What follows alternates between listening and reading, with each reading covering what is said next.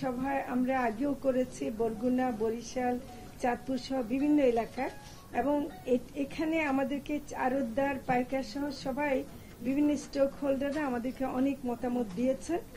এবং আরো একটা বিষয় যেটা আমরা সবসময় দেখি যে ইলিশ মানে হলে পরে আবার পাচার হয়ে যায়, তখন আমরা আবার আইন শৃঙ্খলা রক্ষাকারী বাহিনীর সহায়তা নেই।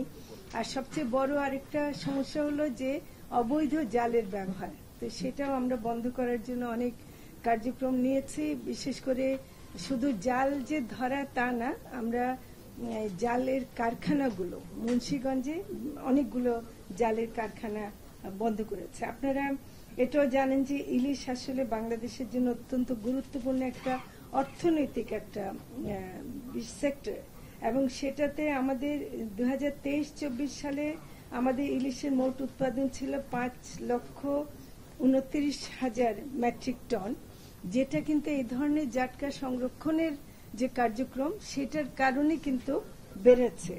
এবং ইলিশ কিন্তু আমাদের যা মোট যে মৎস্য উৎপাদন এককভাবে একটি প্রজাতি হিসেবে 11% এর ভূমিকা আছে, এবং দেশের জিডিপি তো ইলিশের অবদান, এককভাবে ইলিশের অবদান 1%-এরও বেশি।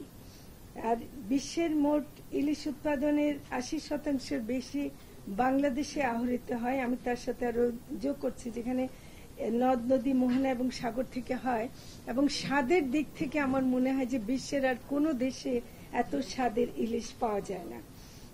হয়তো ইলিশ পাওয়া যাবে কিন্তু এত স্বাদের ইলিশ পাওয়া যাবে না। প্লাস এটা একটা জিআই পণ্য। 6 লক্ষ মানুষ পরিবার ইলিশ আহরণে সরাসরি নিয়োজিত, এবং 20 থেকে 25 লক্ষ মানুষ ইলিশের পরিবহন, বিক্রয়, জাল ও নৌকা তৈরি, বরফ উৎপাদন, প্রক্রিয়াজাতকরণ, রপ্তানি ইত্যাদি কাজে প্রত্যক্ষ বা পরোক্ষভাবে তারা জড়িত। তো কাজেই সেদিক থেকেও দেখতে গেলে এটার ভূমিকা অনেক বেশি। তাই কাজেই আমাদের ইলিশটা রক্ষা করা এটা খুব গুরুত্বপূর্ণ। আমরা এই যে 8 থেকে 14 এপ্রিল পর্যন্ত যে জাটকা সংরক্ষণ সপ্তাহ 2025 পালন করতে যাচ্ছে, আমি একটা বিষয় আপনাদের মাধ্যমে জনগণকেও যেটা বোঝাতে চাচ্ছি, অনেক সময় মানুষ হয়তো বোঝে না যে জাটকার কেন হঠাৎ করে মানে ধরতে নিষেধ করছে। আসলে জাটকাটা ইলিশ না, জাটকা একটা সাইজ, মানে যে সাইজটা 10 ইঞ্চির নিচে বা 25 সেন্টিমিটারের ছোট আকারের হয়, এবং এটাকে ইলিশে রূপান্তরিত করতে হলে আমাকে এটাকে সাইজটাকে বাড়তে দিতে হবে, এবং সেই বৃদ্ধিটা মানে 40 থেকে কমপক্ষে 40 থেকে 50 সেন্টিমিটার, এবং এগুলো হয়তো 1 থেকে 1.5 কেজির মধ্যে হবে। আবার 2 কেজির অধিক হলে 60 থেকে 62 সেন্টিমিটার, যেটা আসলে কিন্তু ইলিশের যে সাইজ আমরা বাজারে চাই সেটা আমরা পাবো। কাজে জাটকা সংরক্ষণ যেটা আসলে সত্যিকার অর্থে শুরু হয়েছে নভেম্বর থেকে, তাই না? সেই নভেম্বরের থেকে এখন পর্যন্ত যে 30 জুন পর্যন্ত হবে, আমরা ইলিশ আসলে পাবো জুনের পরে, মানে যে সাইজটা আমরা চাচ্ছি সেটা আমরা পাবো। জাটকা সংরক্ষণ সপ্তাহের মূল কাজটা হলো যে একটা ব্যাপক একটা প্রচারণা করা, এবং এইটার মধ্যে এবং সব জেলাগুলোতে না, আমরা যে জেলাগুলোতে করব, ঢাকা, মানিকগঞ্জ, রাজবাড়ী, শরীয়তপুর, মাদারীপুর, ফরিদপুর, মুন্সিগঞ্জ, বরিশাল, ভোলা, পটুয়াখালী, পিরোজপুর, বরগুনা, ঝালকাঠি, চাঁদপুর, লক্ষ্মীপুর, ফেনী, নোয়াখালী, চট্টগ্রাম, বাগেরহাট, সিরাজগঞ্জ, এখানে এই সপ্তাহ আমরা উদযাপন করব। এবং 7 দিন ব্যাপী, এটা আপনাদেরকে আজকের আমাদের প্রেস কনফারেন্সের মূল উদ্দেশ্য যে আমরা জানাতে চাচ্ছি যে আমরা 7 দিন ব্যাপী কেন্দ্রীয়ভাবে জাতীয় পর্যায়ে এবং মাঠ পর্যায়ে, জেলা উপজেলা পর্যায়ে আমরা কর্মসূচি গ্রহণ করব। এবং এবার জাটকা সংরক্ষণ সপ্তাহের উদ্বোধনটা আমরা বরিশালের বিভাগে, যেহেতু ইলিশ সমৃদ্ধ অন্যতম জেলা, সেখানে আমরা বরিশাল সদর উপজেলার বেলস পার্কে হবে আগামীকাল। সেটা আমরা আগামীকাল সেখানে চলে যাব, এবং বরিশাল সদর উপজেলার ডিসি ঘাট সংলগ্ন কীর্তনখোলা নদীতে নৌ র্যালি অনুষ্ঠিত হবে। এবং এর মধ্যে অনেক কিছু আমরা এগুলো বিতরণ করছি, যেমন গণবিজ্ঞপ্তি, তারপর আরো এরকম অনেকগুলো প্রচারণা আছে। এগুলি ব্যাপকভাবে মানুষকে দেয়া হচ্ছে যেন তারা জাটকার ব্যাপারে যথেষ্ট অবহিত হন এবং এটা করেন আর কি। তো জাটকা সম্পর্কে যদি আপনাদের আরো কোনো প্রশ্ন থাকে আমরা পরে নেব, কিন্তু আমরা আর কিছু তথ্য দিতে চাচ্ছি। এমনিতে ধরেন আমরা যেটা হলো যে একটু মাথায় রাখা দরকার যে মা ইলিশ রক্ষা করার কাজটা কিন্তু আমরা যদি আবার সঠিকভাবে না করতে পারি, যেটা অক্টোবর মাসে হয়, কিন্তু আসলে ঠিক অক্টোবর মাসের যে তারিখটাও নির্ধারণ হয় আশ্বিনের পূর্ণিমার 4 দিন আগে, পূর্ণিমার দিন এবং পরে 17 দিন। তাহলে এটা আবার পরবর্তী, যেমন গত বছর ছিল 13 অক্টোবর থেকে 3রা নভেম্বর পর্যন্ত, এইবার যেহেতু পূর্ণিমার তারিখের সাথে হবে সেটা হয়তো বা 1-2 দিন এদিক ওদিক হতে পারে, কিন্তু এইটা একটা বোঝার বিষয় যে এটা প্রাকৃতিক একটা বিশাল সম্পর্ক আছে, জাস্ট এটা ক্যালেন্ডারের তারিখ ধরে করে না আর কি। আর তাছাড়া আমরা ইলিশ অভয়াশ্রম স্থাপন করেছি প্রায় দেশের 6টি মানে প্রধান নদ নদীতে, আর একটা ওখানেও বন্ধ রাখা হয়। এবং মা ইলিশ এবং জাটকা না ধরার জন্য আমরা জেলেদেরকে, এটা আমরা বুঝতে পারি যে এই সময় জেলেরা মাছ ধরতে না পারলে তাদের জীবন জীবিকার উপর তাদের আয় বন্ধ হয়ে যায়, সেজন্য তাদেরকে ভিজিএফ গম মানে চাল দেয়া হয়, যদিও যেটা প্রয়োজনের তুলনায় একটু কম, কিন্তু আমরা চেষ্টা করে যাচ্ছি যে এটা আমরা আরেকটু বাড়াবো।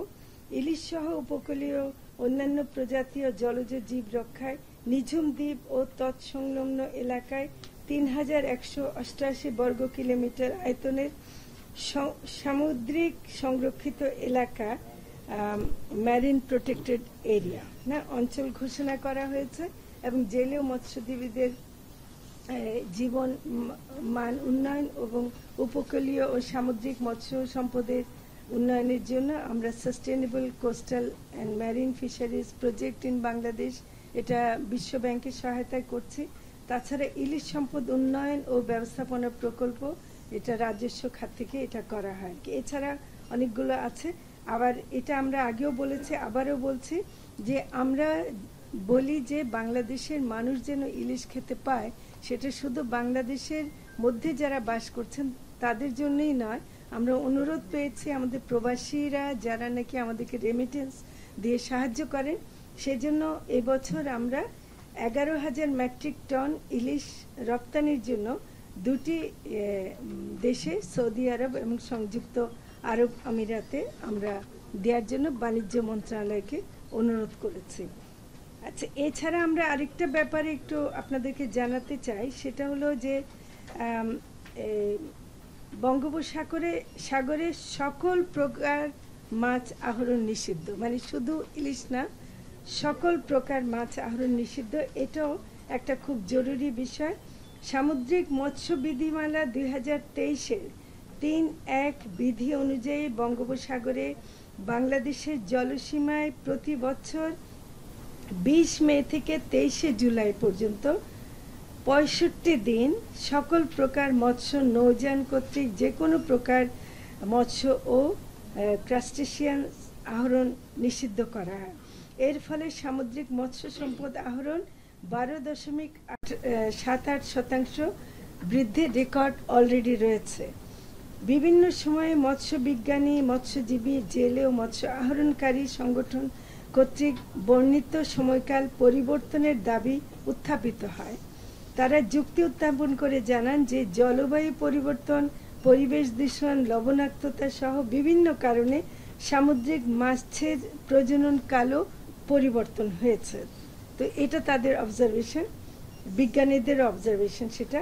এই প্রেক্ষিতে মৎস্য প্রাণী সম্পদ মন্ত্রণালয় হতে একটি টেকনিক্যাল কমিটি গঠন করা হয়, যাতে সামুদ্রিক মৎস্য বিজ্ঞানে বিশেষজ্ঞ, বিশ্ববিদ্যালয়ের শিক্ষক, বাংলাদেশ মৎস্য গবেষণা ইনস্টিটিউটের বিজ্ঞানী, মৎস্য অধিদপ্তরের কর্মকর্তা এবং বিভিন্ন স্টেক হোল্ডারদের প্রতিনিধিরা অন্তর্ভুক্ত ছিলেন।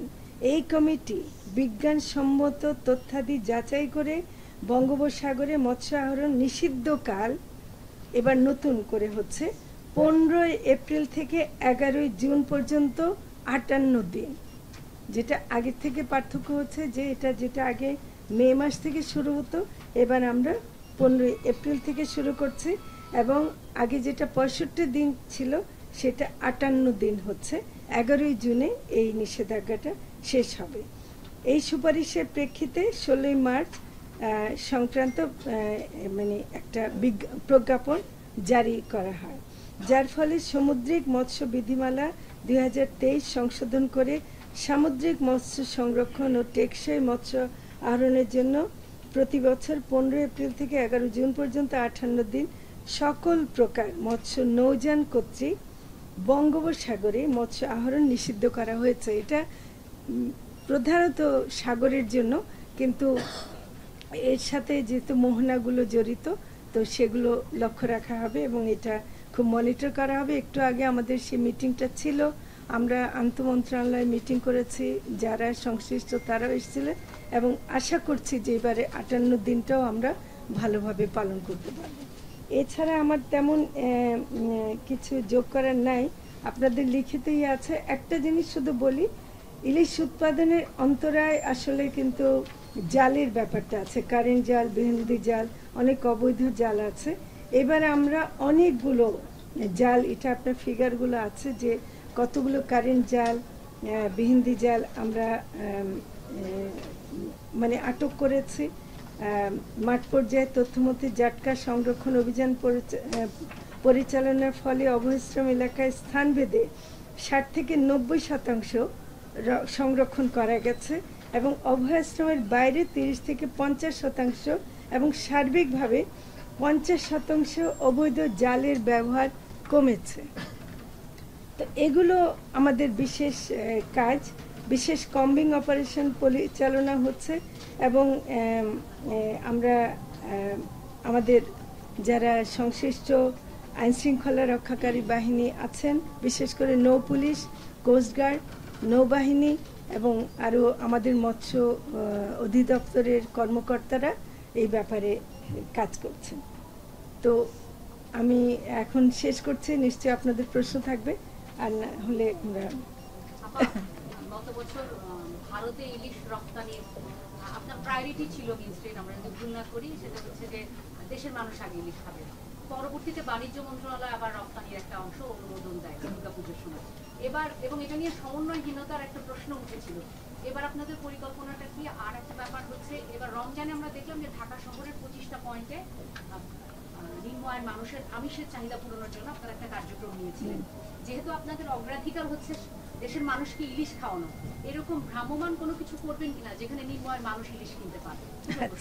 আচ্ছা, প্রথম একটা জিনিস বলতে চাই, আপনাদের সবার সহযোগিতা চাই যে জাটকা সংরক্ষণ আমরা যেন করতে পারি, যেন ইলিশটা পাই। আপনার এটা আমরা অনেক হিসাবে দেখেছি আর কি, যে জাটকা সংরক্ষণ করলে যে ইলিশ বাড়বে, একদম ছোট হিসাব করলো যে 50% আরো বেড়ে যাবে। তো সেটা বাড়লে সরবরাহ বাড়বে, সরবরাহ বাড়লে সেটা আমরা আশা করছি যে বাজারে যেন কোনো সিন্ডিকেট এটা দখল করে নিয়ে যেন না করতে পারে। এবার আমাদের সেই চেষ্টাটা থাকবে, এবং সে ব্যাপারে আপনাদেরও সহযোগিতা লাগবে। যেখানে আপনারা দেখবেন সেটা আমাদেরকে বলবেন। আমরা এই ব্যাপারে মানে জুনের পরে বিশেষ করে যখন নাকি ইলিশটা ওই সাইজের হবে, তখন আমরা বিশেষভাবে অপারেশন চালাবো। এবং সাধারণ মানুষের জন্য আপনি যেটা বলছেন, এটা আমরা এর আগে বিএফডিসির মাধ্যমে আমরা একবার চেষ্টা করেছিলাম যে সমুদ্র থেকে ইলিশটা এনে দেয়া যায় কিনা। এখনো আমরা বিএফডিসির মাধ্যমে এবং অন্যান্য মাধ্যমে আমরা চেষ্টা করতে পারি, সেটা সাধারণ মানুষের নাগালের মধ্যে যেন থাকে। এটা আমরা এখনো পরিকল্পনা করিনি, তবে এটা অবশ্যই ভাবতে পারি। আর ভারতের ব্যাপারটা যেটা বললেন, ওটা দুর্গাপূজা আসুক, কিন্তু আসলে আমাদের যে নিষেধাজ্ঞা রপ্তানির উপর ছিল, সেই নিষেধাজ্ঞা কিন্তু এখনো আছে। আমরা প্রবাসীদের জন্য শুধু আমরা কিছু ছাড় দিয়েছি, নির্দিষ্ট দেশ বলে সেই রপ্তানিটা, এবং যেহেতু ওখানে আমাদের বাংলাদেশিরাই আছেন, ওরাও সাধারণ মানুষ, তাদেরকে খাওয়ার জন্য। তো কাজে আমরা যখন বলি যে আগে বাংলাদেশিরাই খাবে, তারা বিদেশে থাকলেও বাংলাদেশিরাই খাবে, সেই জায়গায় আমরা যেতে চাই। আমরা এইটা মনে করি যে গুরুত্বপূর্ণ। আপা আরেকবার একবার বলেছিলেন আপনার যে বাংলাদেশে যে সময় নাকি ব্যান করা থাকে, এই যে এই সময় দেখা যায় যে ভারতে ব্যান করা থাকে না, ফলে করে কি বাংলাদেশ থেকে ইন্ডিয়ার এই যে জেলেরা এই মাছ নিয়ে যায়। এবার কি ওই রকম সামঞ্জস্য আছে? এবার সুযোগ নাই ওরকম হওয়ার, এজন্য যে আমরা বৈজ্ঞানিকভাবে নির্ধারণ করেছি, যদিও সেটা আবার ভারতেও তো তাদেরও তো একটা নির্ধারণ করতে হয়, তারাও নিশ্চয় বৈজ্ঞানিকভাবে করেছেন, কিন্তু আগে আমাদের সাথে তারিখের একটা মিল ছিল না, দিনও একটু ওদের 61 দিন ছিল, আমাদের ছিল 65 দিন। এখন আমরা যেভাবে তারিখ নির্ধারণ করেছি আমাদেরই প্রয়োজনে, সেটাতে দেখা যাচ্ছে যে ভারতের ওই সুযোগটা আর তেমন থাকবে না। ভারত কেন, কোনো প্রতিবেশী বা বাইরের কারোই সেই সুযোগটা থাকবে না।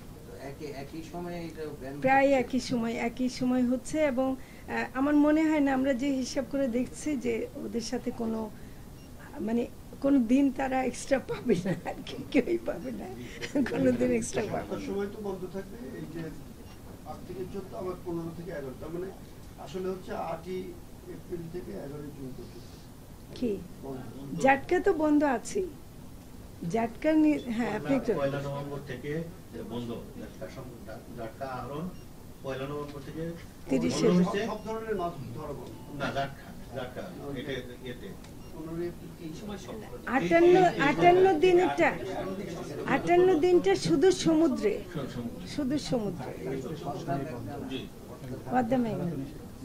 হ্যাঁ, কিন্তু স্পেসিফিক্যালি 1 নভেম্বর থেকে 30 জুন পর্যন্ত, মানে অভিযান বড় হয়ে যায়। যে 8 থেকে 14 হলো জাটকা সংরক্ষণ সপ্তাহ, মানে বিশেষ সপ্তাহ পালন করে আমরা এটাকে একটু দৃশ্যমান করতে চাচ্ছি, যে এইটা অভিযানগুলো জোরদার হবে। মানে এখন তো আসলে ধরেন যদিও নভেম্বর থেকে এটা চালু আছে, কিন্তু সেই সময় কিন্তু অভিযানগুলোও কিন্তু চলছিল। এখন যেহেতু জাটকার এমন একটা সাইজ হয়ে গেছে, যে সাইজটা আমরা যদি ইলিশে রূপান্তরিত করার জন্য একটু বিশেষ এফোর্ট না দিই, তাহলে হয়তোবা এই সময় যেহেতু যেমন পয়লা বৈশাখে ইলিশ খায় কেমন করে, পয়লা বৈশাখে তো ইলিশ খাওয়ার কথা না, হ্যাঁ, তো সেটা আসলে পয়লা বৈশাখে পান্তা ইলিশ আমাদের সংস্কৃতির কোনো অংশ না, হ্যাঁ, এটা আমি পরিষ্কার করতে চাই। তবুও যেহেতু এটা ঢাকায় এটা চালু হয়েছিল, কিন্তু এটা মনে রাখতে হবে পয়লা বৈশাখে যারা ইলিশ খাবেন তারা আসলে জাটকাই খাবেন, এবং তারা আইনের লঙ্ঘন করছেন। তো কাজে এটা বাজারে পাওয়া যাওয়াটাও কিন্তু আইনের লঙ্ঘন হবে। তো সেটা কিন্তু একটু আমরা উল্লেখ করতে চাই। আরেকটা হলো যে এই সময়টা আমরা বিশেষ জোরালোভাবে জাটকার বিষয়টাকে সচেতন করার জন্যই আসলে করছি। এটা এই এক সপ্তাহটা ক্যাম্পেইন। আপনি কি একটু আহ্বান জানাবেন যে বা এরকম কিছু করবেন কিনা, যে পয়লা বৈশাখে? হ্যাঁ, আমি আপনাদের মাধ্যমে আহ্বান জানাতে চাই যে এবার মানে পরিষ্কারভাবে এটা বলতে চাই যে প্রথমত এটা আমাদের সংস্কৃতির কোনো অংশ না যে পান্তার সাথে ইলিশ খাওয়া হবে, বিশেষ করে এপ্রিল মাসে, অন্য সময় খেলে আমাদের কোনো ব্যাপার না। কিন্তু এই যে এপ্রিল মাসের 14 তারিখে যে পান্তার সাথে ইলিশ খাওয়া হয়, সেটা যেন না খাওয়া হয় অনুরোধ করব, কারণ এটা জাটকা, এটা ইলিশ নয়। তো সেই হিসেবে জাটকাকে সংরক্ষণ করে যেন আমরা ইলিশে রূপান্তরিত করতে পারি, সেজন্য আমি আহ্বান জানাচ্ছি যেন এবার পান্তা ইলিশ খাওয়া না হয়। এই 58 দিনের কথা যেটা বললেন, তার আগে যে 7 দিন, সেই 7 দিন আসলে আমরা একটা প্রচার প্রচারণা করছি, টোটাল মিলিয়ে তো এটা 65 দিনই হয়ে যাবে। কেমন করে? আসলে দুইটা একসাথে বলাতে হয়তো কনফিউশন তৈরি হচ্ছে। প্রথম হলো জাটকা সংরক্ষণটা একেবারে বলছি তো নভেম্বর থেকে শুরু হয়েছে, এটা জুন পর্যন্ত চলবে। আমরা এই যে জাটকা সংরক্ষণ সপ্তাহ পালন করে, এটা প্রতি বছরই করা হয়, এটা বিশেষ সচেতনতা সৃষ্টির জন্য। এবং যেহেতু এই সময়টা খুব গুরুত্বপূর্ণ, যে জাটকা এখন এমন একটা সাইজে আসছে যে মানুষ মনে করে এটাই ইলিশ, হ্যাঁ, তো সেটাকে রক্ষা করার জন্য আমরা এই পদক্ষেপটা নিচ্ছি। এটা আসলে আপনাদেরকেও আমি চাইবো যে পত্রপত্রিকা এবং মিডিয়াতে যেন পরিষ্কার আসে যে জাটকা সংরক্ষণ করতে হবে, এবং এটা কিন্তু আমরা জুন পর্যন্ত এটা চলবে, হ্যাঁ। আর 58 দিনের ব্যাপারটা সব মাছের জন্য এবং সমুদ্রে 58 দিনটা সমুদ্রে।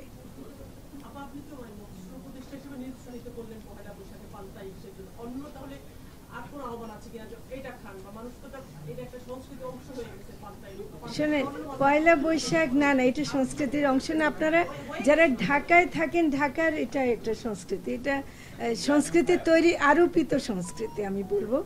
এটা আমি বলি আসলে পয়লা বৈশাখের আগের দিনটা বরং বাঙালি সংস্কৃতির জন্য খুব গুরুত্বপূর্ণ। সেটা হলো চৈত্র সংক্রান্তি, এবং চৈত্র সংক্রান্তিতে আসলে কোনো আমিষই খাওয়া না, এটা আমাদের মন্ত্রণালয়ের বিষয় না। সেটা হলো শাক, 14 রকমের শাক খাওয়া হয়। তার মধ্যে একটা তিতা শাক থাকে, গিমা শাক, এবং সেদিন অন্যান্য সবজি খাওয়া হয়, ডাল খেতে পারেন।